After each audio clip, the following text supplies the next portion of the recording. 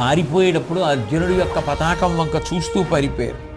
అప్పుడు శల్యుడు దుర్యోధనుడి దగ్గరికి వెళ్ళి అంటాడు, నరవర ఎందు చూడమిరణంబులు కర్ణుడు అర్జునుండు సంగర మొనరింతురే ఇటుల క్రౌర్య నిరూఢికి దివ్యులుంది అచ్చెరు అది అట్టులుండే ఇను చెప్పెద ఎంతయు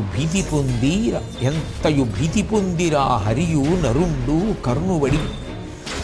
అంత విధాత్రుడు తప్పెవారికి బతికున్నంత కాలం, యుద్ధం చేస్తున్నంత కాలం, యుద్ధానికి వెళుతున్నంత కాలం తనని ఎవడో పొగిడాడని, ఎవడికో తను మాటిచ్చానని వేపుకు తినేసి చచ్చిపోయేటంతగా చంపేసి చచ్చిపోయిన వాడు చచ్చిపోయేటట్టుగా చేసేసినటువంటి శల్యుడు ఇప్పుడు పొగుడుతున్నాడు.